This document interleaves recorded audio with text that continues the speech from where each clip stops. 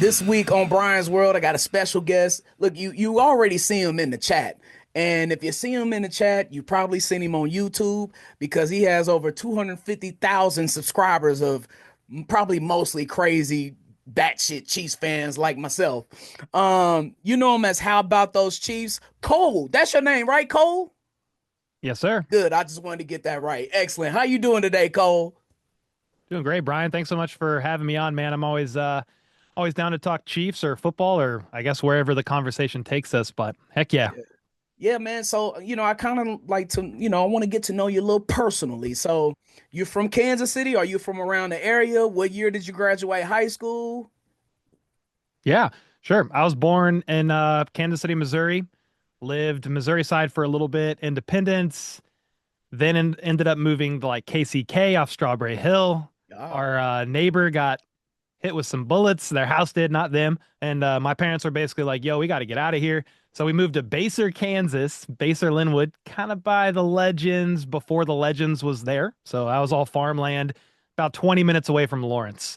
So that's where I grew up and that's where I went to high school. Graduated 2009 from BLHS, Baser Linwood High School. ah, 2009. Okay, yeah, okay. I'm '03, so we got a little distance on each other. But I like to know, like, I like to have context on age and things because like sometimes the Chiefs can be a good part or a bad part of your high school experience. For me, it was kind of bad because it was the beginning of the Dick Vermeil era, the end of the Gunther Cunningham era. But what is your first Chiefs memory? Yeah, so I was born into a Chiefs family. So my mom, dad threw Chiefs gear on me as a kid. They were separated, so I would spend every other weekend back and forth. But every time I was with my dad, we for sure sat down, watched the Chiefs games. So earliest memories was just probably the 90s. I think my dad had a bad call brick and would throw it at the TV, the foam brick would throw it at the big old TV.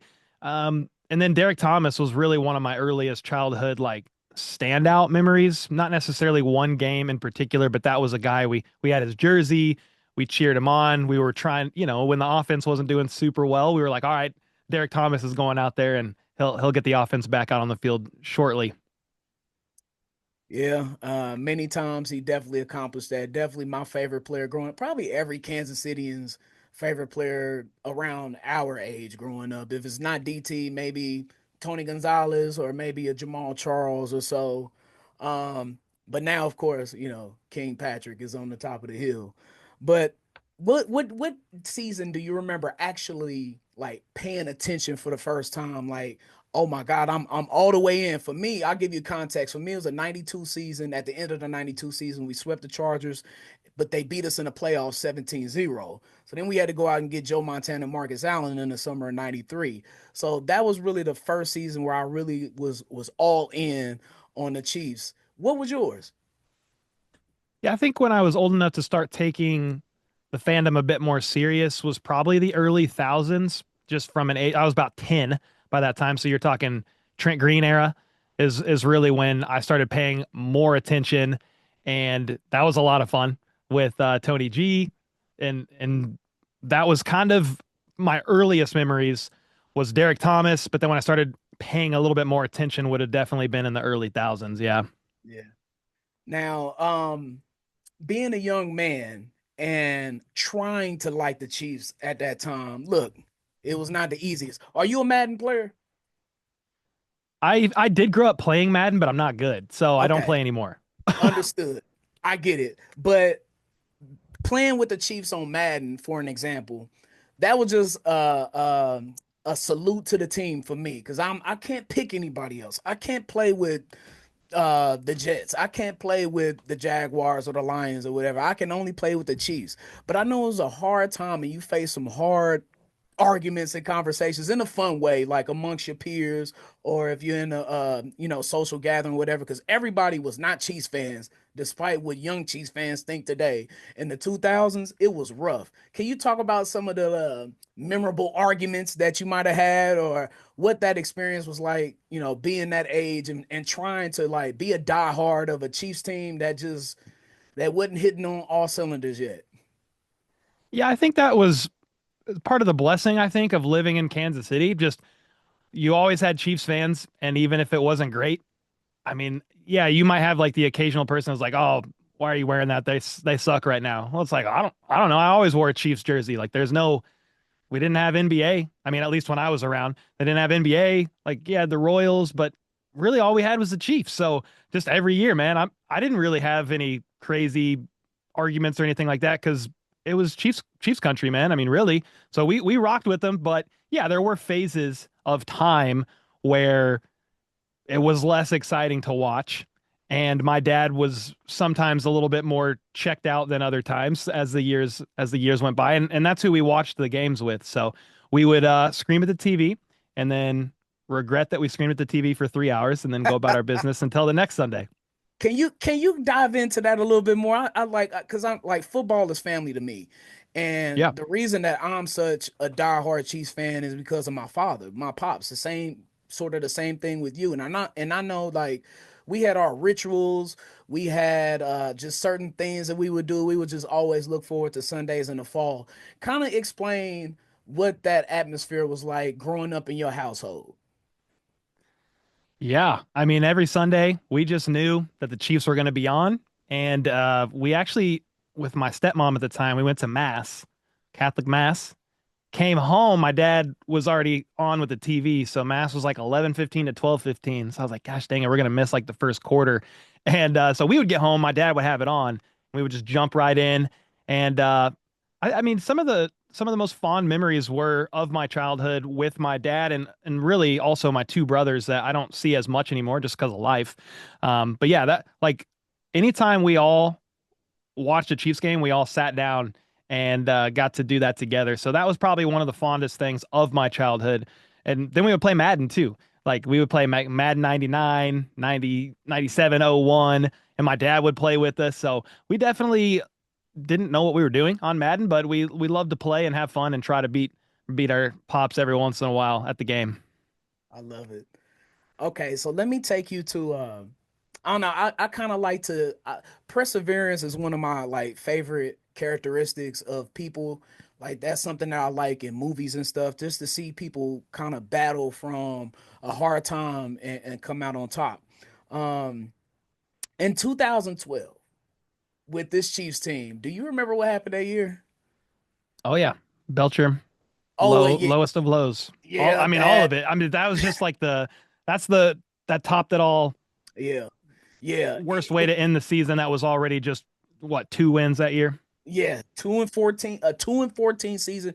Matter of fact, this was our what second 2-14 season because we had one in 2008, I believe, with Herm Edwards. I think yeah, we went 2-14 with Tyler Thigpen, one of my favorite Chiefs quarterbacks of all time.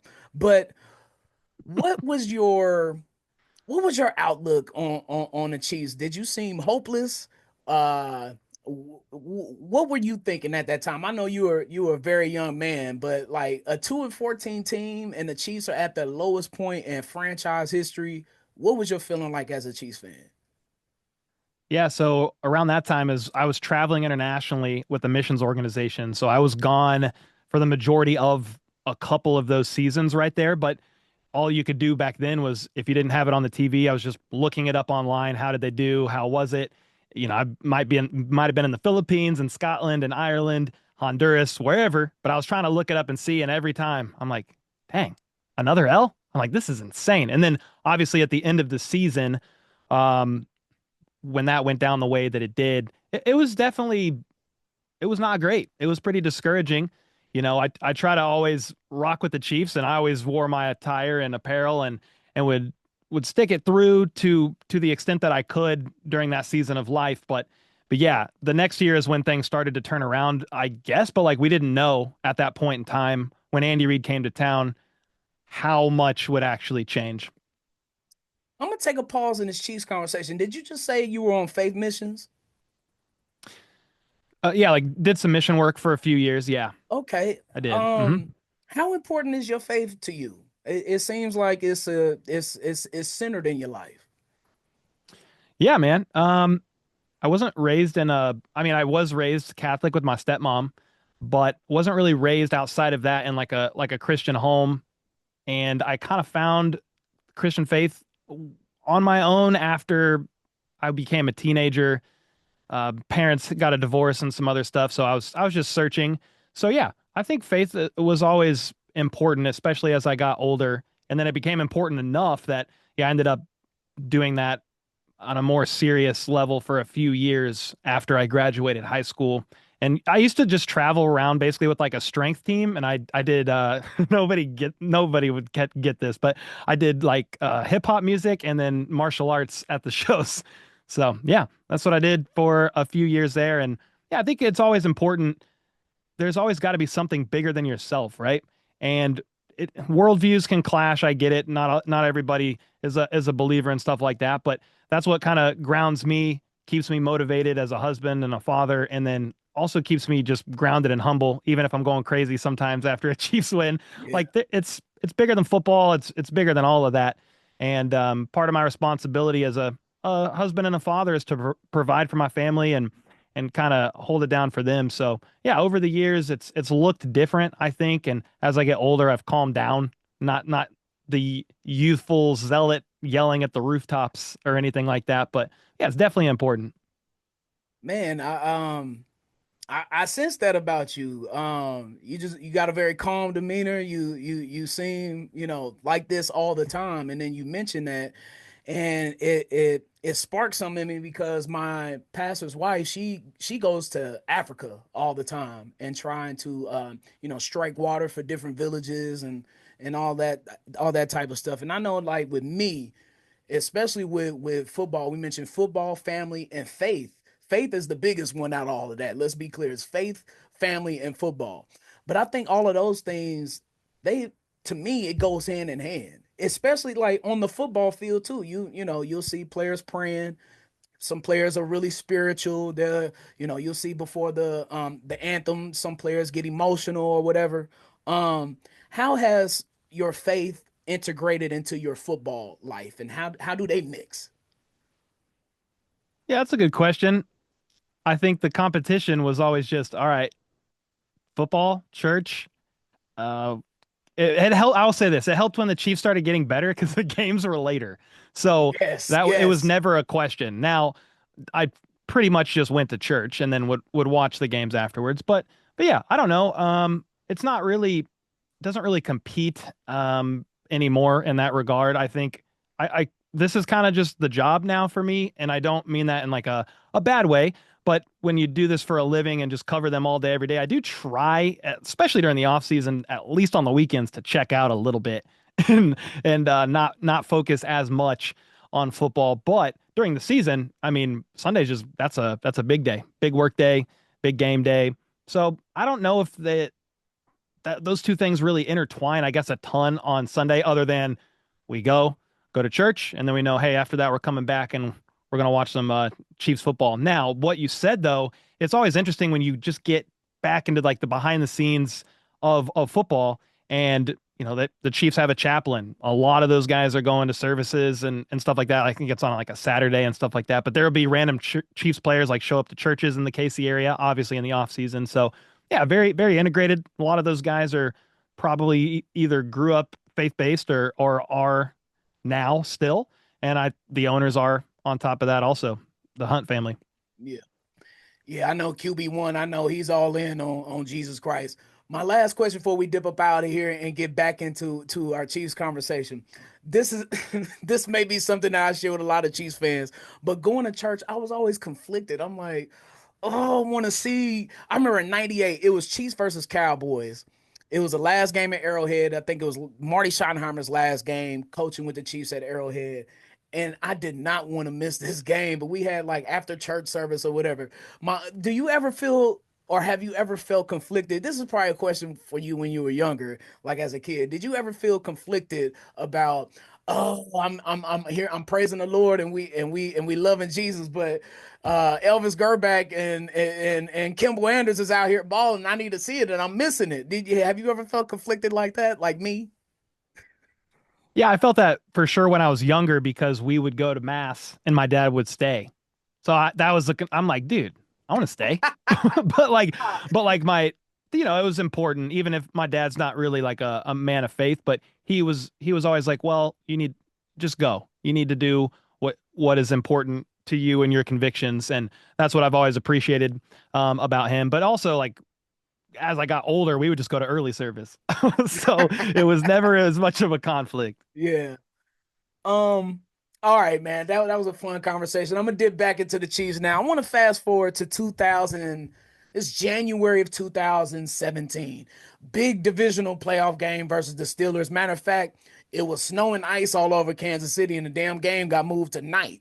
I was there, and unfortunately, the Chiefs lost this game to the Steelers as they get 6 field goals to our 2 touchdowns and an Eric Fisher hold. That's another conversation for another day. But the thing that I want to point out with this game, I think it's a landmark game because this is the game where everybody in the Chiefs organization was like, we got to do something else. We must get a quarterback. We have everything else. We had a great defense at the time. Tyreek Hill's rookie year, the offense was good. Travis Kelce was coming into his own. But Alex Smith he just kept missing wide open Tyreek Hill down the field throws. And so, what do you know? I think it was April 27th, 2017. The Chiefs traded up to get Mahomes. What were you doing on that night? What quarterback did you think the Chiefs were going to grab April 27, 2017? Yeah, I wasn't even sure at that point in time what exactly the Chiefs were going to do. I definitely was not sure that they were going to trade that far up and go get somebody. Um, I didn't watch the draft live that year, but I checked out all the Chiefs picks and I was like, and so I knew that night when the Chiefs traded up, I was like, okay, they got Mahomes. I was like, all right, let's I mean, I was definitely surprised. I knew of the gunslinger that he was at Texas Tech and some stuff about just how he went about it. But I also know that he had some knocks on him just on analysts coming out. And Mm-hmm. so some people were saying that was a reach. I know some Chiefs fans that they weren't even super happy about that at the time, but it was definitely surprising. I was intrigued and I did not anticipate the impact that pick was going to have for years to come after that. Neither did I. Uh, just been blown away every single season. But with that being said, like on February 2nd, 2020, what were you doing? February 2nd. Yeah, that Super Bowl. Okay, I'm being too dramatic. Super Bowl 54, where the Chiefs won their second Super Oh Bowl yeah, against yeah. the Niners. What were you I doing? was I was watching that game by myself for sure. By My wife was yourself? Dude, people think I'm weird, but I just like to watch games by myself. That's why even when I stream during the games now on I the get YouTube it. channel, they're like, "You just sit there by yourself and like isn't that like a lame way to do it?" And I'm like, "I don't know. That's what I kind of always would, especially on like serious games. So like playoffs, I would just prefer I don't want talking, I don't want noise, nothing, bro. Turn the TV up. I want to engage and just watch the game, hear it all, feel the hits through the subwoofer and all that stuff. Cole, So that's what I was watching it by myself. Yeah, that night. we are very similar with this. This is a reason why I'm not a big tailgater. Okay. Yes, we are the gods of tailgating in Kansas City, but that is just not something I'm interested in because I don't want to hear other people talking about their dip recipes or what their family was doing on their vacation. I don't want to hear that. I'm all football. I will watch a Chiefs game by myself. I've done it plenty of times in this very house. So look, there is nothing weird about that, bro. It's just sometimes you just want to lock in. And especially when you're doing this professionally, you're making revenue. You want to make sure you do a good job. You want to cover every single thing. Sometimes you might have to watch the game again or at least bits and pieces of it. So I totally identify with you with watching a game by yourself. You took it to Yeah, another level though. my wife was super pregnant. Like we had our second daughter like 2 weeks after that. It was like right around the Chiefs parade. It was somewhere that week. Like I didn't go to the Chiefs parade actually because I was afraid my wife might have her baby. So I like watched it on TV. Uh-huh. And but yeah, I just watched it by myself and I wasn't ready. I wasn't prepared. We'll just put it that way. Like when they won, I was like, this is unbelievable. It's still my favorite moment, I think, as a Chiefs fan, was just watching them get that first ring of my Yeah. lifetime. Uh, I know they won Super Bowl IV, but I wasn't around then. So that was probably the most memorable moment ever for me. I'd been to some playoff games before then. I watched Marcus Mariota catch his own touchdown I was there pass. too. Like, man, this was after the first Super Bowl win in the Mahomes era, but I was at the Bengals AFC Championship game I where was they there too. I got imploded a in the story second about half. that. I was there for those, but yeah, the I think the the craziest moment was just when they started to come back from behind in that game against the Niners. And I think when he actually ran in that touchdown right there near the end of the game, that's when I knew. I was like, okay. I was like, the Chiefs are they're gonna win the Super Bowl. And I just started freaking out quietly. Everyone was sleeping, but They were sleeping. What? my wife was sick, man. She was like, Oh, sick. baby. Okay. Oh, And then she's I pregnant too, right? and then I had like a 3-year-old. So it was like my Okay. wife and my 3-year-old were Okay. sleeping. My wife was like 9 months pregnant. And so yeah, I Okay. was like trying to watch it Okay. quietly, but also like scream into a pillow in the living room. Understood. Okay. Look, I was with my brothers. Older brother's a 49ers fan. Long story. I can't get into it. But the rest of our family are all Chiefs fans. And it was my sister, my nephew, my younger brother, my older brother, and me. And it was a family affair. I had to cry because of all the pain and Oh, I suffering. cried. Oh yeah. That was my next question. After all the pain and suffering we went through. Now, another reason Got a to tear or cry, two. another reason to cry, I'm gonna tell you this is the opposite because this past Super Bowl 59, and I'm not even sure that I'm all the way over it. That Super Bowl was so hard to digest. Uh to the point to where I didn't take in any sports media for at least a month. I couldn't do it. I I watch Colin Coward every single day. And I haven't watched a full episode since February, since before the bowl. Was it similar to you with Super Bowl 59? Was it as deflating for you? Yeah, it was not good at all. Now, I will say this, since I run the YouTube channel now, I treated that way differently. But if you want to talk about like Super Bowl 55 after the Bucks loss, like that, I checked out. I checked out for a while after that one, just the way that it went down. And it was similar. Like Super Bowl 59 was similar, but yeah, that next morning I grabbed a cup of coffee and I watched the game again. I didn't want to, 55 or and 59? I watched 59 again the next day. Yeah. How? Yeah, I know. Oh Uh God, we were down what, 44-0 or 40-0? like 34-0 at one point for Oh, sure. Yeah, yeah, it was like 34-6. It was something, it was awful. uh, 40-6. It was awful. How? I mean, I don't know. I knew I was gonna have to make a video on it the next day, and I was like, well, okay. I might as well. I watched it live on the YouTube channel, and everybody was, Eagles fans found it, and we're clowning. But I was like, I want to watch this again, and just like, I know what's gonna happen, but I'm not streaming, I'm not dealing with chat. I'm just gonna watch it. And I did watch I watched the condensed version on NFL Pro. So I didn't like watch like all 5 hours. I just watched play to, whistle to whistle or whatever Right. for every single play, and just watched it again. Trying to glean what I could to see what happened. Obviously, the O line got absolutely bullied, but I learned some other stuff from it, and yeah, it was pretty painful. After that video, I didn't think about football for a little while because it was awful. But there's perspective there. You grew up watching the Chiefs. A lot of us have throughout the years, so it was awful, but it was also three Super Bowls in a row, and Yeah. it had never been done. Obviously, the three-peat would have been way better, and even just losing in a close fashion would have been better too. But there was perspective there. It's like, okay, the world's not over. It was a pretty bad loss, but man, whatever it's been, 5 Super Bowls in 6 years, winning three, like it's still bright. Now, Kelsey has got maybe a year left and things could look different as time goes on, but it's just there was some perspective there, although I totally got everybody who was like, I'm not looking at anything football related until the draft. Like I totally understand it because that's what I did in 2020.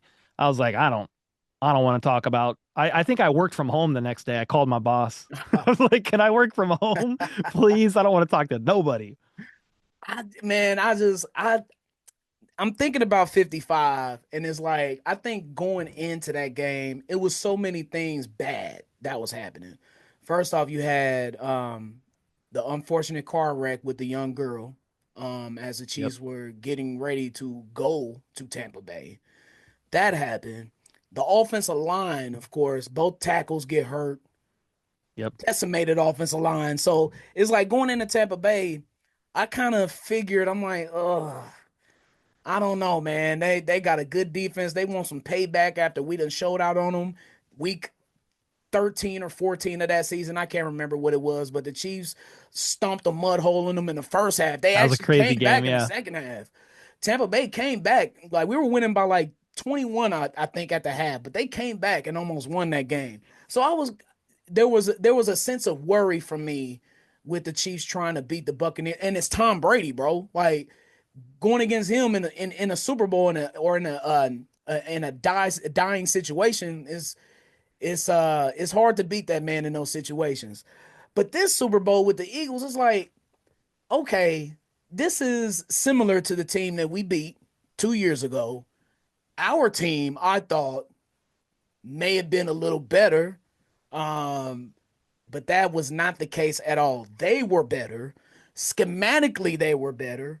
They you mentioned how the Chiefs offensive line got bullied, and it's like the most detrimental thing out of the Eagles Super Bowl, and why I'm still on a low from it a little bit is because they didn't blitz anybody. They blitzed No. no one. They rushed four, and the Chiefs couldn't get out of the backfield. So it's like I feel like that's why 59 is way harder to take than 55. Yeah, no, I completely agree in the sense of like at least in 55, you're like, well, the O line was just completely decimated. I mean, you rearranged almost everybody. 59, I feel like the warning signs were there. Like kicking Joe Tooney out was not the most ideal situation. You were hoping that the left tackle that they brought in, DJ Humphreys, you were hoping that, okay, that would at least allow Tooney to kick back in. But when he hurt his hamstring, no rapport was able to be developed before the playoffs. And they're like, we're just going to keep running it, Tooney, Caliendo, and then Creed, Trey Smith, and Jawan. But the warning signs were there. Yeah. You just had to keep a quick passing game. And the Eagles, they actually did a pretty good job schematically of taking away the first read a lot of times from Mahomes. And when the O line's not really built just through the circumstances of kicking Joe Tooney out and having Caliendo at left guard, it's not really built to for Mahomes to hold on to the ball. And when you're not blitzing anybody, coverage is tougher, more sticky. They've got a bunch of dogs in the secondary at that point in time. Yeah, it was awful. And then they abandoned the run. We don't even need to go down the rabbit Oh trail of God. 59 if you don't want to, but yeah, it was awful. I mean, I took the L. We all took the L. I mean, I just Yeah. congratulated the Eagles and I just said, hey man, you kicked the Chiefs Yeah. and well deserved. Like I, that's it. All you That's could all do you can is do in is those be humble about situations. it, humble in defeat, Yeah. and it was awful though. It was not Yeah. great. All right, I'm gonna move on to the off season. I only got a few more minutes with you left, man. You're good. I'm appreciative of your time, man. It's been a great conversation. Um, your thoughts on the Chiefs off season moves thus far? I like what they're doing. Yeah, I think you're running it back with a lot of people, not everybody, but part of the problems that I saw with the roster last year was just it was injuries. And you're getting a Right. lot of people back that if they just stay healthy, it's fine. And like a Minihue, when he came back, he wasn't 100%. When Jalen Watson came back, he wasn't 100%. When Isaiah Pacheco came back, he wasn't 100%. You lost Rice for the season. And if you have all those guys back and healthy, the injury luck throughout the years has really fallen in the Chiefs' favor, except for last Yes. year, and it was pretty awful. But you're running it back with a lot of those players, and they're healthy. You upgraded a spot that you needed to. In theory, you upgraded it. Jalen Moore, left tackle. As long as the floor, which it should be, is 20 to 30% better than what you were getting. I mean, that's really all you just need a serviceable left tackle over there, which again, that's my biggest thing is like if you just protect Patrick Mahomes, you're probably winning a Super Bowl. If you can't protect Yes. Mahomes, you're going to lose a Super Bowl or in overtime of the AFC Championship. This is crazy times that we're living in. But yeah, Yes. I like the moves. I liked Christian Fulton as well because now you've got two outside corners in Jalen Watson and Christian Fulton. So in theory, when needed, Trent McDuffie can kick back inside to the slot. That was a big weakness with Shamari Connor there, combined with the pass coverage limitations of Nick Bolton. So you bring back Bolton, but now Trent McDuffie can kick inside to the slot. That should help in coverage and help with the D line, who of course has Chris Jones. They brought back a Minihue. I think you probably draft a defensive tackle, maybe even a defensive end this year too. Just depends on who falls where and what the mindset is of Brett Veach and his guys. But I do like the additions overall. You're bringing back a lot of the same guys, but where they did bring some new blood, I don't mind it. They have to be creative because you've got all these guys. You're paying a lot of money to Creed Humphrey, highest paid center. Harrison Butker is the highest paid kicker. Travis Kelce, I think, has the largest cap hit of any tight end this year. Mahomes, yeah, on paper, APY, he's out of the top 10. But if you look at the pay raise that he got like a year ago, a year and a half ago, over the course of 3 years, he's getting a lot of money. Whether or not you're restructuring him to lower the cap hit, like that's how the contract was built. It was great. But yeah, there's a lot of guys. Chris Jones at the time was the highest paid defensive tackle. So you have to be really creative and draft well. I think this is the most important draft potentially of the Brett Veach era that we're about to see in a couple of weeks here.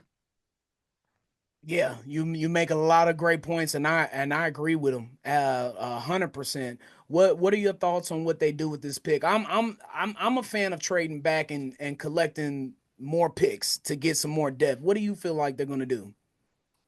That's a great question. I do like that they have four picks in the top 100. So you have the ability to get some hopeful playmakers there.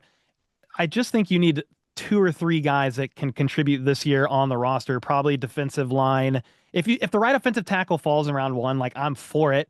There some of them are undersized. I understand there's reservations there, but it kind of for me it goes back to, hey, if you can just protect Patrick Mahomes with the five best guys out there at all times, like I don't necessarily care if they take an offensive tackle round one if the right guy falls. Now, trading back is interesting because you have teams that could be wanting quarterbacks that they don't want to take early in round one. Shador Sanders could be there. I don't know. But you've got teams that could be willing to trade out or trade into round one. The Chiefs could trade out and recoup some more draft capital. They have 8 picks.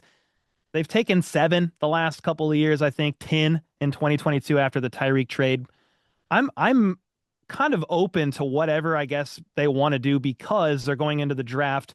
Really, best player available is could be their strategy because you look at every position group, there are some needs, but it's going to be addressed. They just don't have to reach unnecessarily like in round one. They don't have to go up and get a guy unless their true round one grade falls like Trent McDuffie or Worthy and they just want to go up and make sure that they can get him. Man, a great conversation, man. Thank you so much. Oh, before we dip out, I have to ask you Yeah, about your YouTube channel. sure. Because over the past, I don't know what, 2 or 3 years, your channel has grown substantially, over 250K.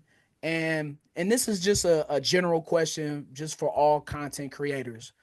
What was the most difficult part of the process of you building your channel to where it is now?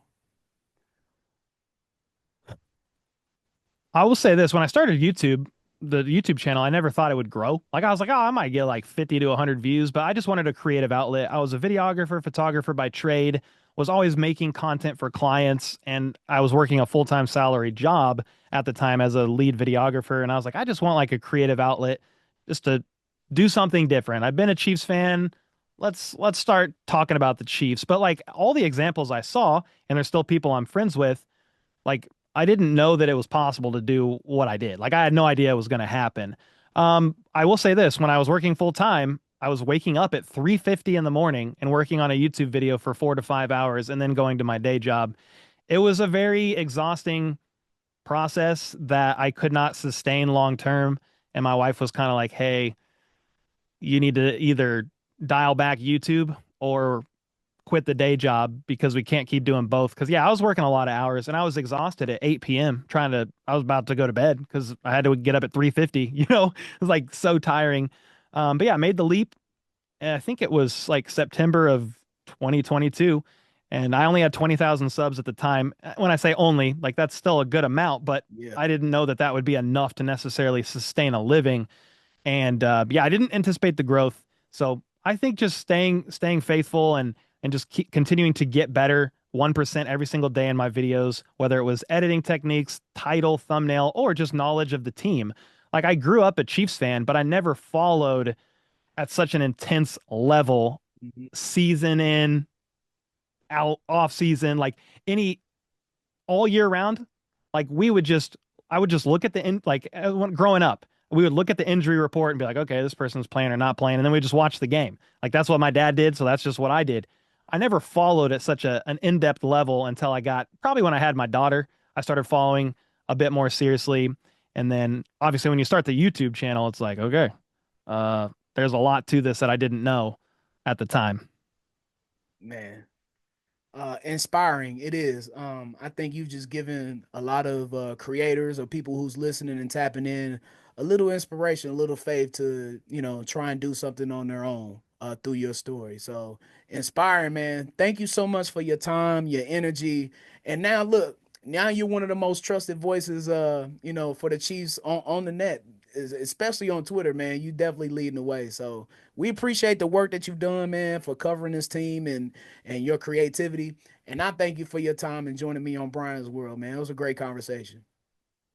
Thanks so much for having me, man. At the end of the day, I'm just a fan like everybody else. I don't feel like I'm anything special. I do have a platform, but I think that's probably the best part about it. It's a community, and I'm just here to talk Chiefs just like everybody else.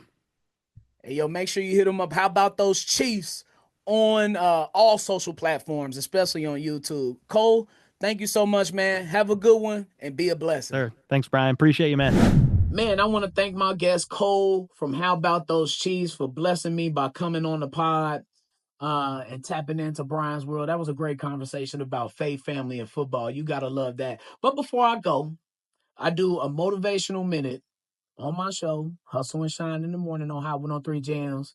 And I just want to leave you with a little piece of motivation to end the pod. What if I started? What if I stopped? What if I changed? What if I listened more carefully, understood more deeply? What if I followed through on my intentions? What if I quit analyzing and doubting and started doing? What if I wasn't held back by so many outdated assumptions? What if I skipped over the excuses and went straight into the action? Hmm? Ask yourself, what if? Demand a thoughtful answer and envision the reality of what you contemplate. Then ask yourself, why not? And be honest as to whether your objections actually hold any weight. Your best what if scenarios are probably not that far fetched and very much within reach. Pick one and go with it. Growth looks good on you. I appreciate y'all tapping into Brian's World. Make sure you rate, subscribe, and review on YouTube. Shout out to my family at Foolish Club Media. And check us out, YouTube, Spotify, and on Apple Podcasts. And make sure you subscribe to Be Shining for all of my content on Hustle and Shine in the Morning, Brian's World, mixes, everything that I do is going on to YouTube. Subscribe at Be Shining, man. Well, draft coming up. Y'all enjoy. Can't wait to holler at you next time on Brian's World. Until then, make sure you be a blessing. And Chiefs Kingdom in Kansas City, bound up. Shut up.